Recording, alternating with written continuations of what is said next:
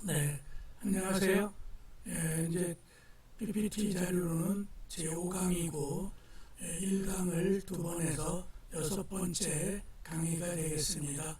오늘 강의하게 될 부분은 법률행위 부분, 민법 충칙의 그 법률행위 부분의 마지막 편인데, 법률행위의 무효와 취소제도, 또 그 다음에 법률행위 부관으로 조건과 기한, 이런 부분을 강의함으로써 법률행위 부분을 오늘 편으로 마치고, 다음 제6강부터는 계약법을 강의하겠습니다. 그래서 오늘은 무효, 어떠한 법률행위의 효력 요건 중에 중대하고 또 큰 하자, 이거는 법에서 아예 무효로 해놨죠. 처음부터 효력을 주지 않겠다, 이게 무효제도죠. 앞에서 배웠던 반사질서 법률행위, 또 불공정행위가 그런 절대 무효가 되겠고, 또 상대 무효라고 해서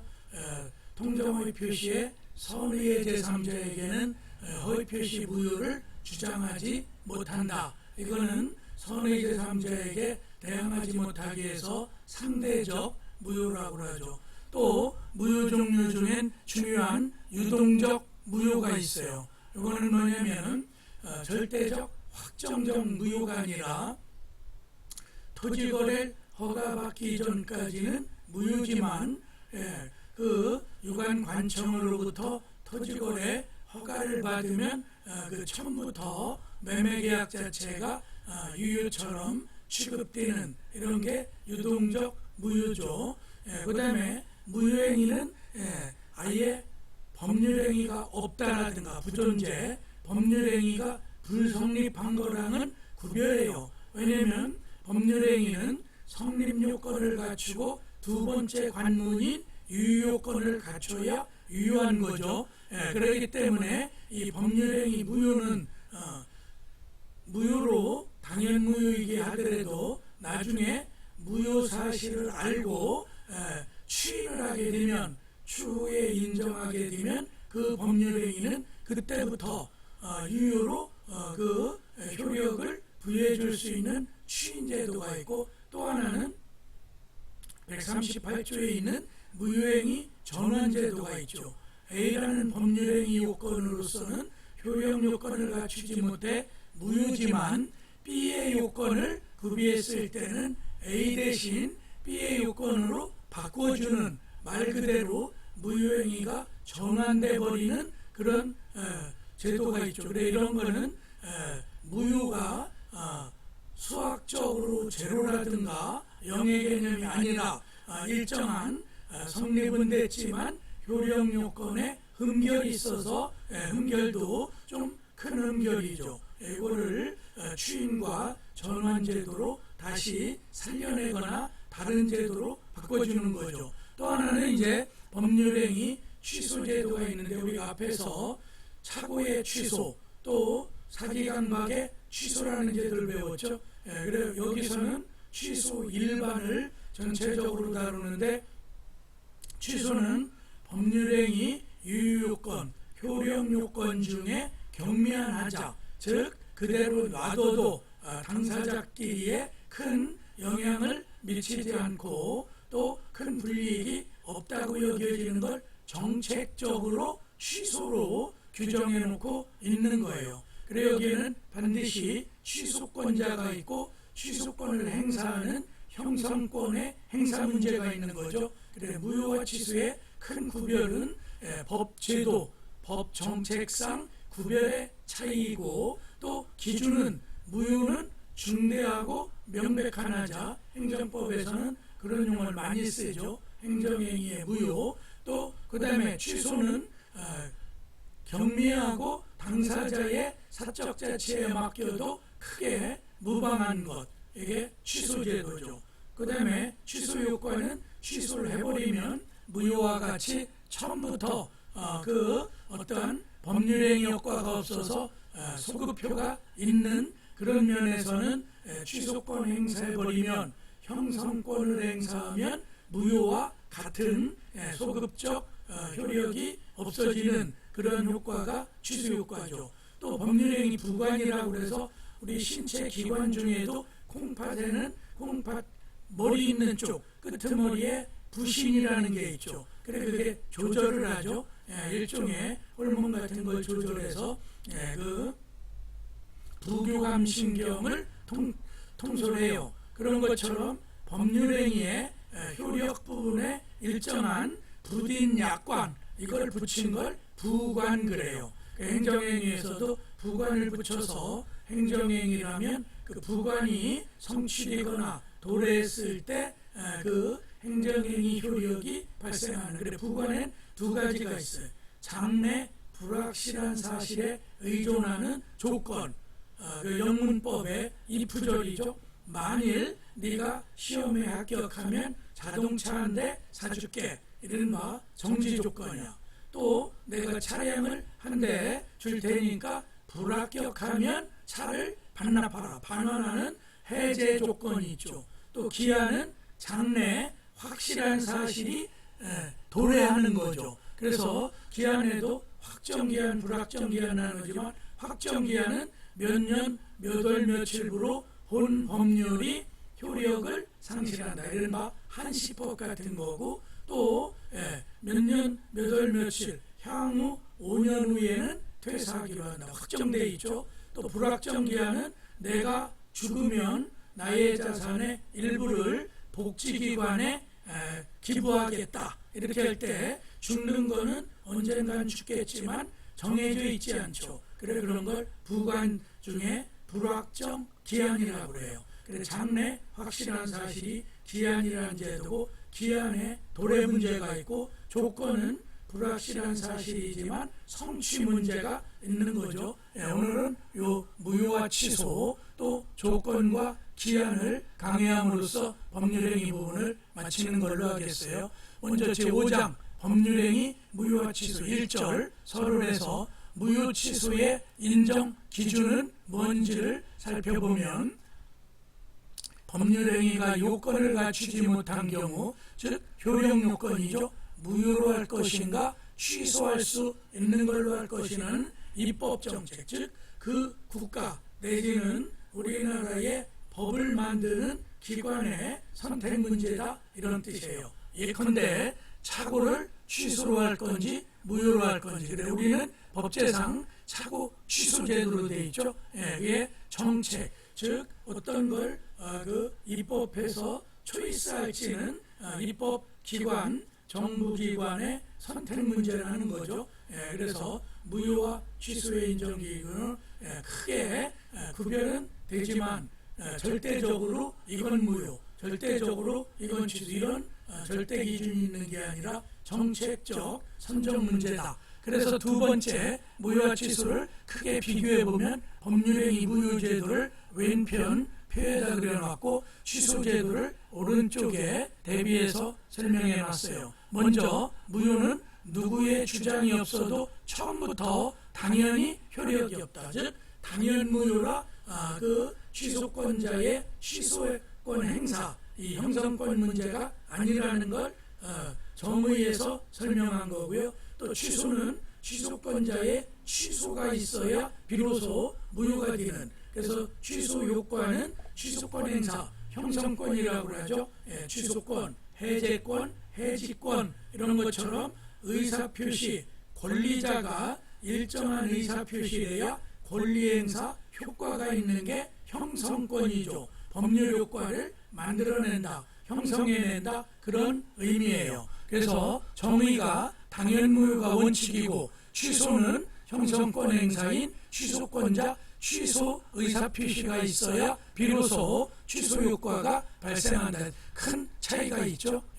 두 번째 비교를 해보면 무효는 처음부터 효력으로 누구든 주장 가능. 그래서 법정책적으로 무효제도, 통정의 표시도 그렇고 반사질서 법률행위 103조의 선량한 풍속, 기타 사회질서에 반하는 것 무효다. 그래서 사회질서에 반하는 법률행위를 갑과 을이 계약을 체결해도 당연 무효 주장을 갑이든 을이든 할 수 있는 거죠. 취소는 취소권 행사, 즉 취소권을 행사할 수 있는 자가 상대방에 대한 의사표시로 해야 돼요. 그리고 그 전에는 유동적 유효가 되는 제도예요.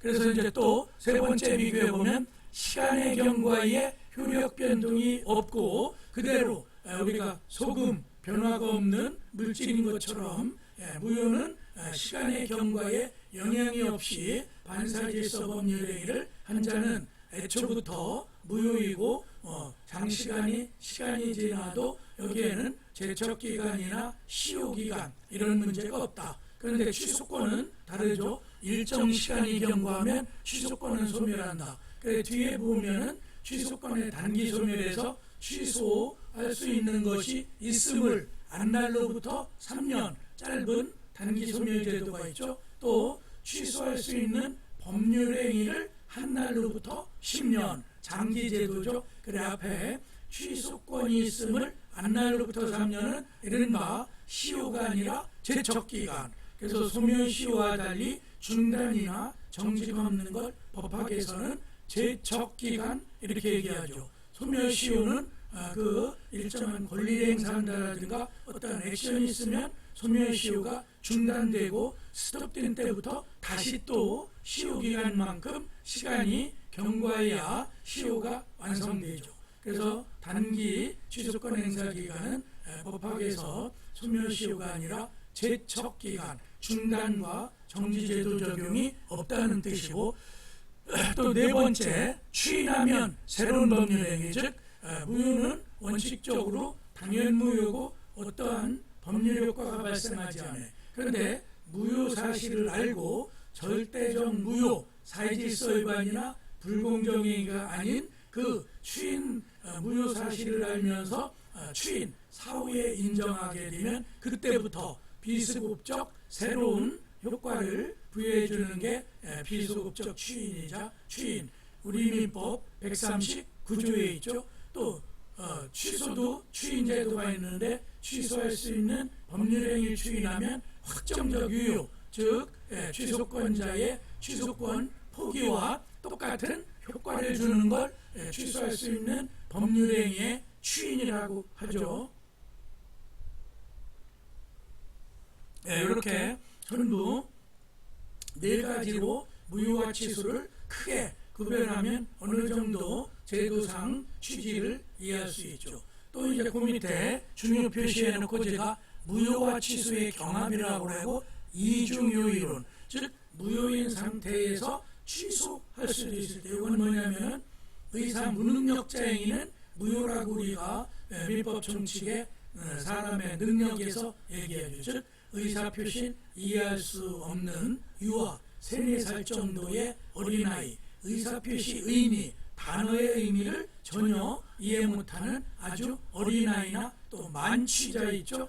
술에 곤드레 만들어내서 필름이 끊어지는 그런 무효야. 그런데 이런 유아나 또 만취자가 무효인 상태에서 또 사기를 당해 상대방으로부터 속임수, 어린아이니까 세상 물정 잘 모를 수도 있고 또 정신이 그 혼미한 상태에 만취, 술에 곤드레 만들어야 된 상태에서 차거나 사기를 당했을 때 그러면 무효인 상황도 있고 취소할 수 있는 행위가 두 가지 상황이 이중효, 두 가지 효과가 나란히 존재한다는 거예요. 그래서 경합도 한다고 그래. 무효 상태이기도 하고 취소할 수 있는 법률행위이기도 하고 그걸 무효행위요. 무효와 취소의 경합이라는 용어를 쓰고 일본 학자들은 이중효이론, 그래서 이럴 때는 무효를 주장해도 좋고 또 취소권을 행사해서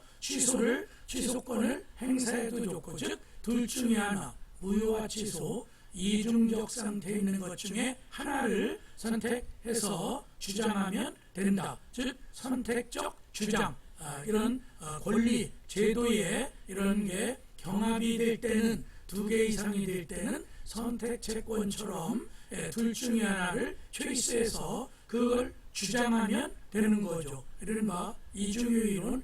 그 전에 제가 대학 다닐 때는 우리 저를 민법 정책 가르친 고상윤 교수님이 일본 동경대학에서 박사 취득하고 성균관대에서 강의하셨는데 그분이 이 문제를 작은 문제로 많이 출제했어요. 무효화 취소의 이중적 효과를 설명해봐라, 이런 얘기. 그 다음에 2절 법률행위 무효를 전체적으로 한번 살펴보겠어요. 먼저 무효의 의, 법률행위가 유효하게 성립하고 있으나 그 효력 발생 요건을 갖추지 못하여 법률행위로 효력이 발생하지 않는 것이 무효다. 즉 성립은 일단 되고 나서 두 번째 관문 통과, 효력 요건의 흠도 큰 흠이죠. 중대한 하자 같은, 또 반사질서행위와 같이 정의에 현저히 반하는 건 입법정책으로 무효. 그래 불성립과 구별돼 아예 성립이 안 된 건 유무효를 따질 수가 없는 거죠. 취소 무효를 따져볼 수. 일단 성립돼서 일관문, 즉 공인중개사 1차는 붙고 2차 시험은 준비가 미흡해서 떨어지면 다음 연도 1년간 1차 시험이 면제되죠. 그런 것처럼 일단 1차는 합격하고 2차 단계에서 평가를 해보는, 이게 형립요건과 효력요건을 법학에선 구별하고 효력요건에 흠결이 있을 때 무효와 취소로 제도상 만들어 놓은 것이다, 입법정책. 근데 무효 사유를 크게 보면 한 8가지를 제가 설명해요. 가로 1번에 무능력자 법률행위, 즉 유아 만취자 법률행위는 무효라고 그랬죠. 의사표시를 이해하지 못하기 때문에. 또 원시적 불능, 목적이 확정되지 않은 법률행위, 즉 계약을 성립하기 전에 처음부터 그 목적물이 존재하지 않는 것 매매 대상, 이게 원시적 불능, 또 목적 불확정, 이런 거죠. 또 세 번째 103조 104조에서 얘기했던 반사회적 법률행위, 또 불공정한 법률행위, 또 강행법규,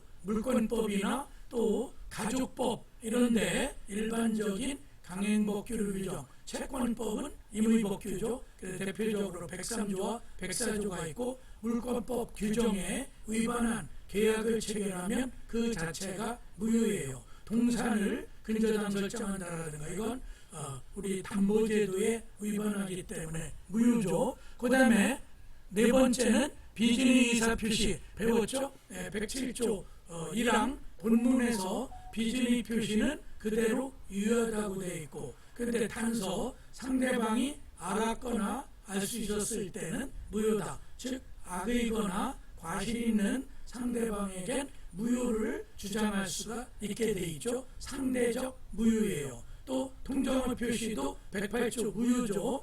당사자끼리는 언제나 무효예요. 그런데 상대방이 거래 상대방이죠. 을과 병이 거래했을 때 병이 갑과 을의 통정한 사실을 알았거나 알 수 있었을 때는 그 무효를 대항할 수 있지만 선의 무과실자에게는 대항을 무효를 가지고 주장 못하죠. 108조고, 또 불법 조건부 법률, 이거는 뒤에 부관에서 나오는데 서로 마약을 거래하기 위해서 돈을 주고받고 마약 매매 계약, 이건 자체는 불법 조건부. 네가 나한테 히로뽕 1g을 구해오면 5천만 원 줄게, 이럴 때 그 마약 거래 자체가 불법이죠. 또 그걸 어서 구해온다면 조건부예요. 정지 조건으로 해서 그런 법률행위는 151조 무효, 즉 어떤 사회질서 반하는 걸 조건부로, 또 너의 그 콩팥 거래행위, 신체의 장기 거래, 이런 건 그 불법 조건이 될 수 있죠. 그 다음에 7번째 기성조건이라는 건 이미 성취되어 있는 부관을 부과할 때 이미 조건이 성취되어 있는데 기해무죠.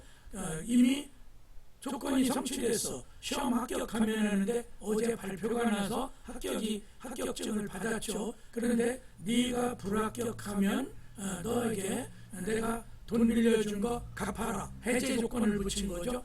그거는 아예 말이 안 되기 때문에 이미 합격이 결정돼 버렸잖아. 그걸 기성 조건이라고 하고, 해제 조건이 결부되면 그건 무효. 또 불능 조건이 정지, 불정무죠.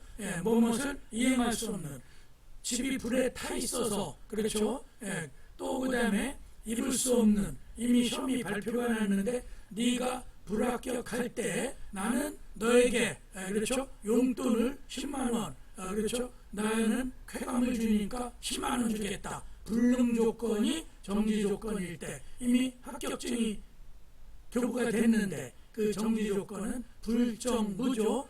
말이 안 된다고 해서 무효예요. 또 8번은 아까 설명했듯이 물권법정주의 위반한 즉 물권법은 전반적으로 강행 규정으로 돼 있어요. 그래서 이 8가지가 우리 민법상 전체적인 무효제도 기타 신분법 이런 데 또 있지만 우선 그 물권법 일부 채권 규정까지를 살펴본 거고요.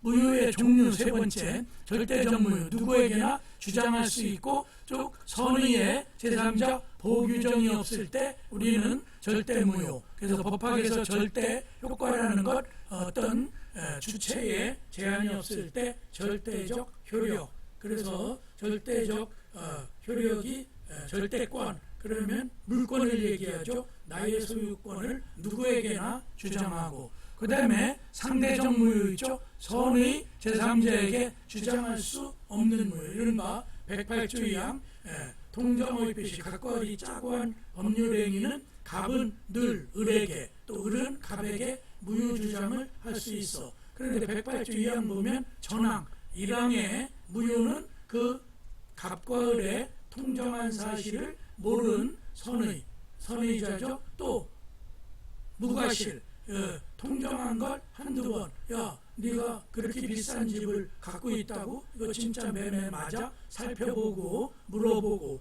이러면 주의를 다하는 거죠. 무과실일 때 선의 무과실일 때는 갑과 을이 무효를 가지고 그 소유권을 을로부터 취득한 병에게 주장을 못한다. 그래서 선은 병은 선의 무과실자로 보호되고 이런 걸 우리가 법학에서 공신의 원칙 또 상대적 무효 이렇게 얘기하는 거죠. 그 다음에 두 번째는 137조에 일부 무효 법리가 있는데 전부 무효 일부 무효의 137조 법률행위의 일부 무효를 살펴보면 법률행위의 일정 부분 즉 법률행위가 분리될 수 있는데 일부만이 무효인 때는 그 전부를 무효. 그래서 일부 무효, 전부 무효 원칙이야. 그런데 단서에 보니까 그러나 그 무효 부분이 없더라도 법률행위를 하였을 것이라고 인정될 때는 나머지 부분은 무효가 되지 아니한다. 즉 법률행위가 즉 A 부분과 B 부분으로 분리 가능하고 A 부분은 무효지만 나머지 B 부분은 유효라면 당사자 의사여에 따라서 B만은 살려두고 일정. 그건 뭐냐면 A가 B에게 500평짜리 부동산을 팔았는데 한 400평밖에 안 돼. 정확하게 측량해 보니까 등기부상 500평으로 기재했는데 너무 땅이 좁아 보여서 측량해 보니까 100평이 줄었어. 그럴 때 일부 무효 법률 적용해서 야 그러면 100평 값을 공제하고 나머지 400평은 판 걸로 하고 100평 값을 깎자 돌려주자 이렇게 얘기했을 때 일부 무효 법리가 적용되는 거죠. 그래서 실제 거래해 보니까 등기 면적보다 실제 면적이 작아졌을 때, 줄어 있을 때, 그럴 때 일부 무효 법리를 주장할 수 있죠. 원칙은 전부 무효고 예외로 무효 부분이 없더라도 당사자가 그렇죠. 400평만 가져도 자기는 집을 짓는데 아무런 목적이 영향이 없고 당사자가 법률행위를 하였을 것이라고 인정될 때 나머지 400평은 상거를 하고 100평 부분을 감해주면 되는 거죠. 이게 매도인의 담보 책임에 일부 감액 청구권이 있는 거죠. 매수인 측에서. 또 세 번째는 당연무효 재판상 원칙적으로 민법상 무효는 당연무효가 원칙이야. 그런데 어떤 제3자에 영향을 미치거나 이럴 땐 소송을 통해서 무효 확정 후에 정확하게 무효 주장하자. 그래서 단체법적인 회사 설립의 무효 주장이나 또 회사병 무효, 그래서 상법에 신속한 거래도 있고 상대방을 보호하고 주주들을 보호하기 위해서 회사 설립이나 M&A, 회사병 무효 소송 같은 걸 재판으로 하여야 한다고 이렇게 돼 있죠. 예위고. 그 다음에 이제 확정적 무효와 유동적 무효. 일반적으로는 확정적 무효가 원칙으로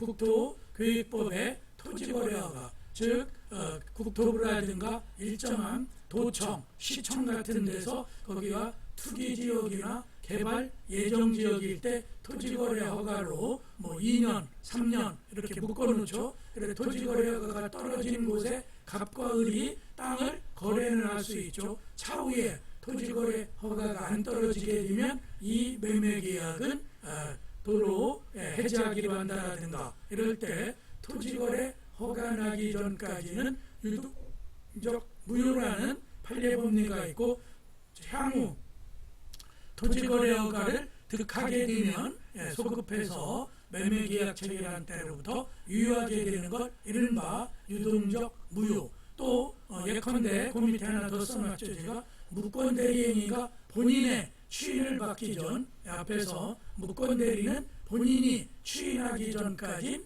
무효죠. 그런데 추인하게 되면 그 을과 병, 대리권 없이 한 을과 상대방 병이 한 법률 행위가 소급해서 그 법률행위 효력을 갖추게 되는, 또 토지거래 여부가 확정되기 전까지는 유동적 무효지만 토지거래 여부가 떨어지면 그건 매매계약할 당시부터 유효인 것처럼 취급돼요. 또 네 번째는 무효행위 추인제도 있죠. 139조 무효행위 추인. 무효인 법률행위는 추인하여도 그 소력이 원칙적 생기지 않죠. 처음부터 전부 무효고 확정 무효, 당연 무효야. 그러나 당사자가 무효임을 알고 추인한 때, 즉 통정의 표시를 했어. 그런데 병이 나중에 알죠. 그래도 본인 측에서 추인을 해버리거나 이래버리면은 그 상대적 무효는 살아나 버리죠. 새로운 법률행위로 본다. 매매계약이 그대로 유효될 수 있는. 그래서 139조 후단에 새로운 법률행위라면 종전과 동일한 내용의 법률행위를 추인하는 당시 비소급적 추인이고, 그때로부터 이게 취소권의 추인은 소급적 취소권의 포기와 같은 그런 제도와 유사하죠. 또 무효행위를 추인하려면 새로운 법률행위 요건, 그래서 다른 효력 요건은 갖출 때 추인의 일종의 요건이 되는 거죠. 의 무효행위를 인정하는 당사자 의사표시고, 요건은 세 가지. 무효 원인이 소멸한 뒤, 두 번째 무효임을 알고, 또 세 번째 새로운 법률행위 요건을 완전히 구비한 상태여야 된다. 또 추인의 요건은 비소급했고 비소급적 추인. 또 맨 마지막 줄에 무효행위 전환 138조에 있죠. 전환을 보면 138조 무효행위 전환,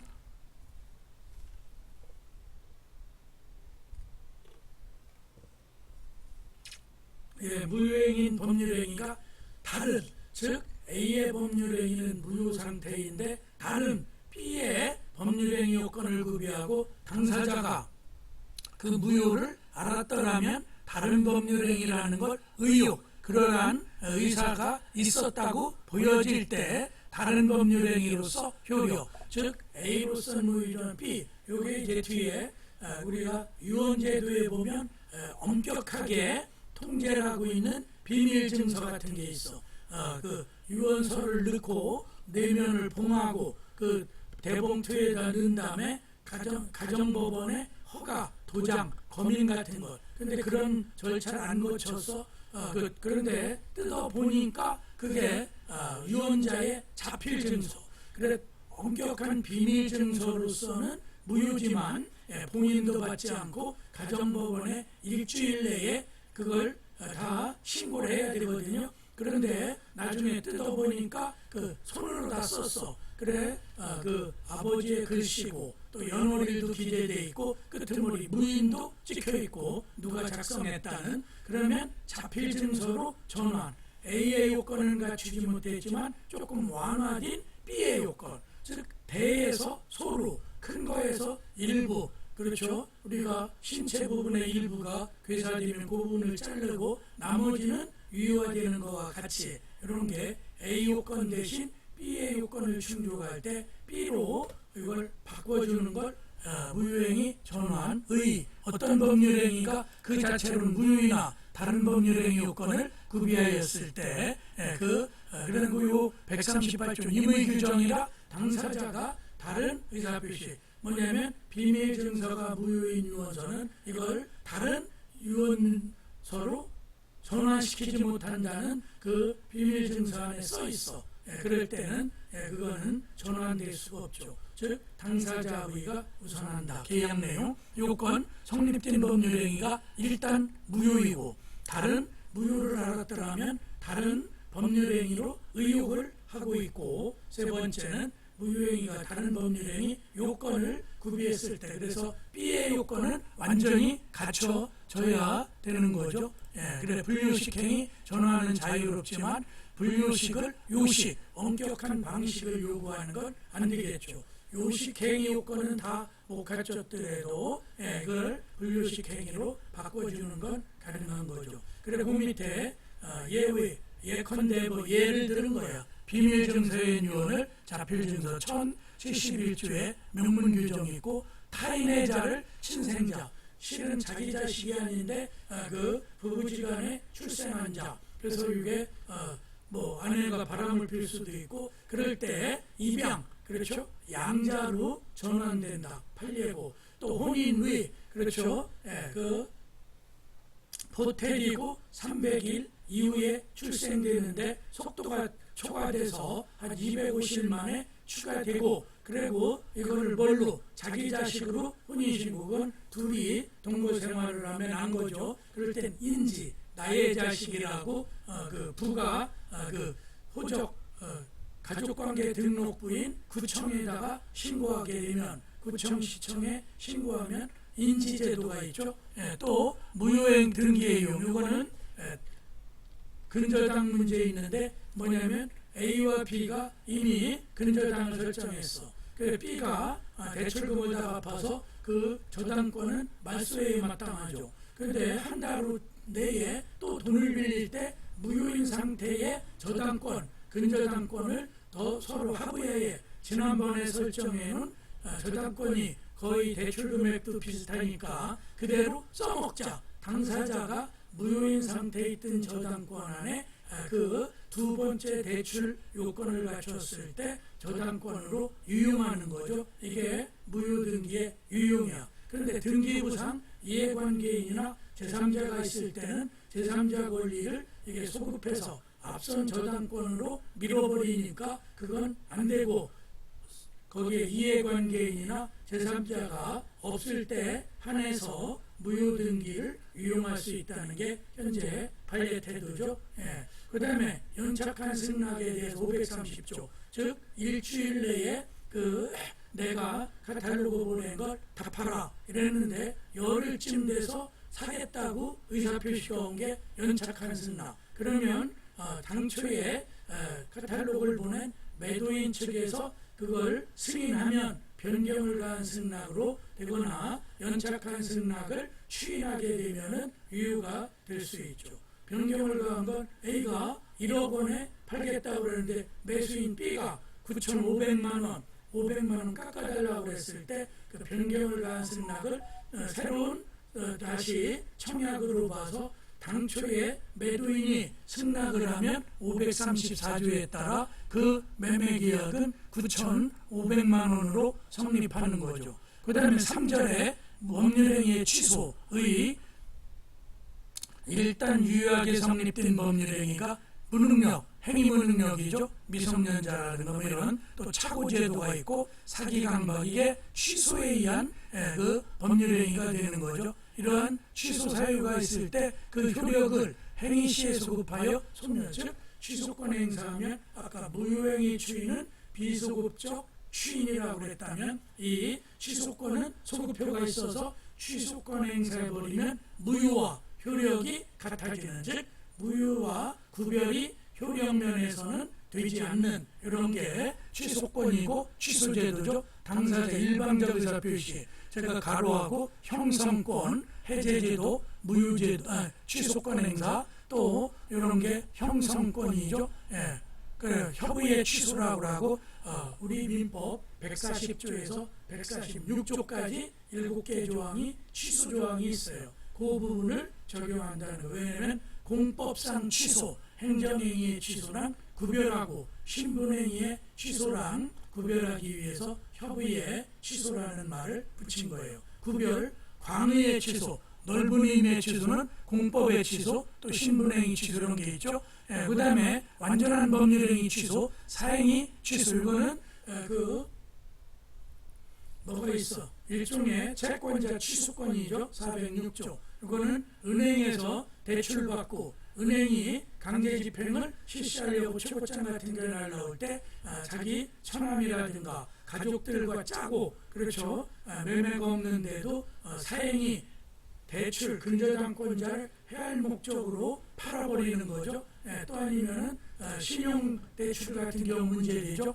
근저당 설정 안 해놓고 신용대출에서 강제집행하겠다고 최고장이 날라오니까 거짓으로 매매, 이게 사행위 취소야. 취소권을 행사하죠.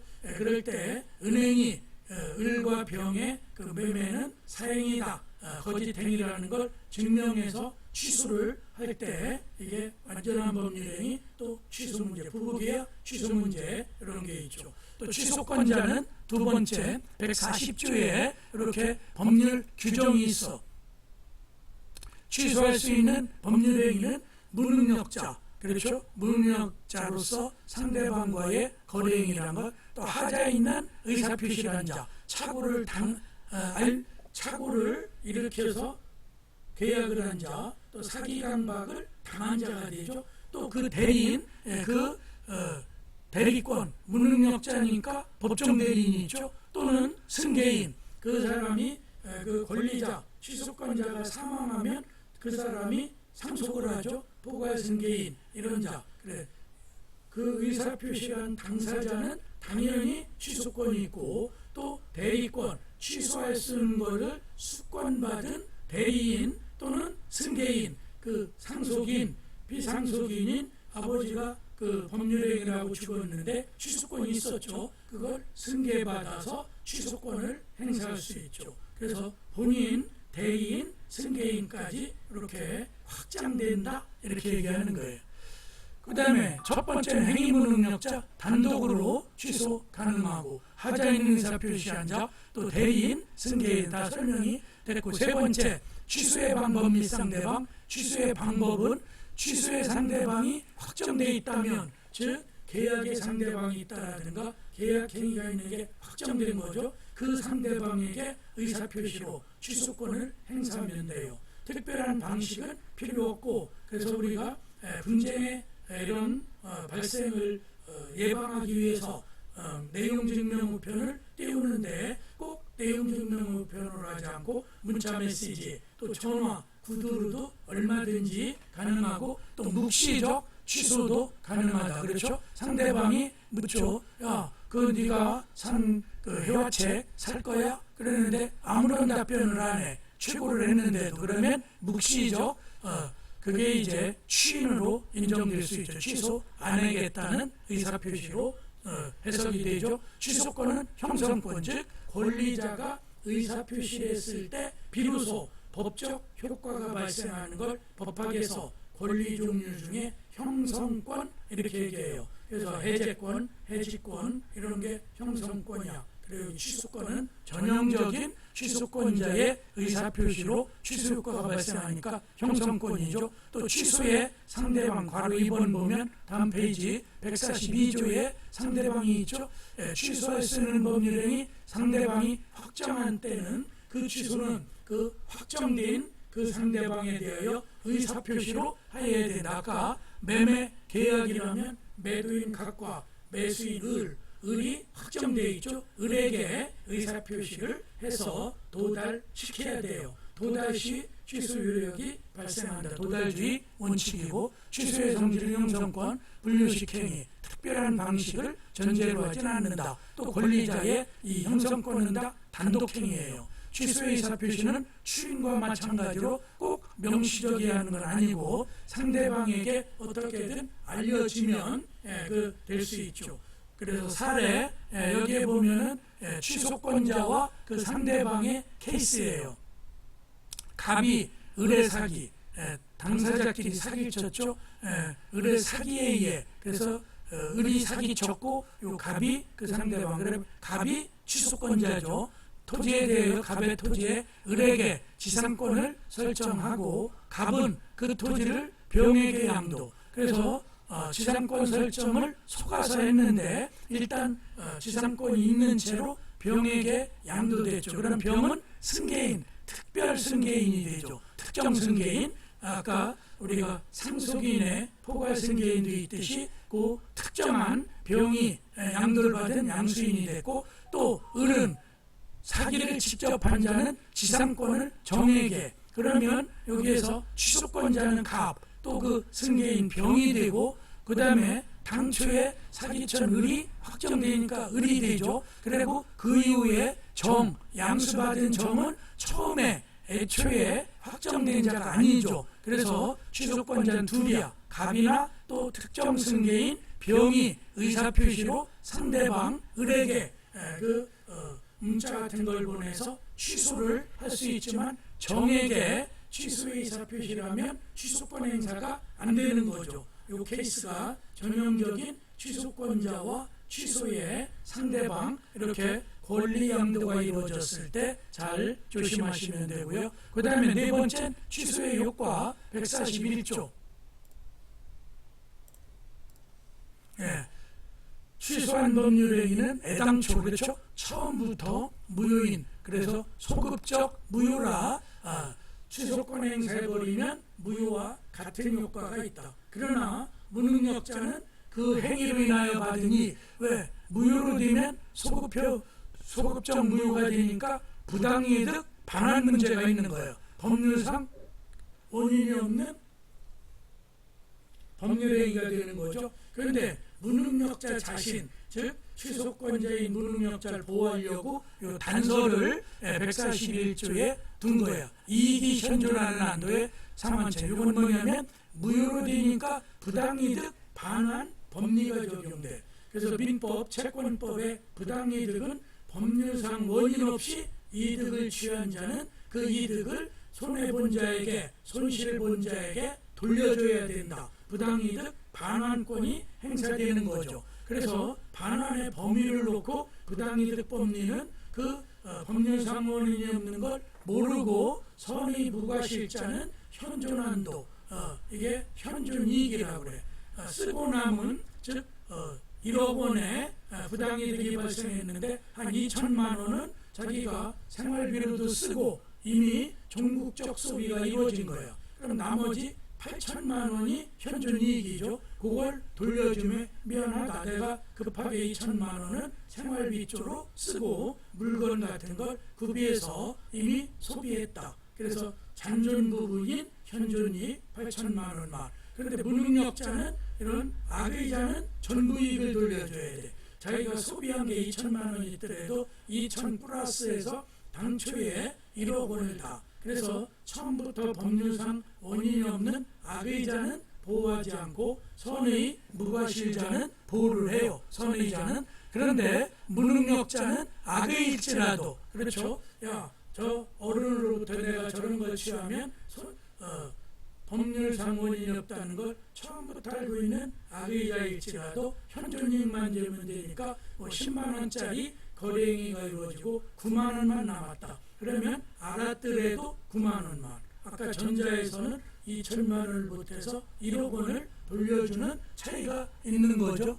그렇게 차이가 있고, 그래서 무능력을 이유로 취소할 때 무능력자 자체를 보호하고, 언제든 미성년자나 행위무능력자는 법이 보호하는 거죠. 나머지는 읽어보고 소급적 무효고, 또 그 다음에 부당이득 반환, 이행 전이면 이행할 필요가 없고, 안 한다 이러면 되고, 이행의에는 부당이득 반환 선의 현존이익이고, 악의는 이행이익이라고 하죠. 그래서 이행이익은 전부 다 계약이 유효함을 믿은 이익을 얘기해요. 이행이익.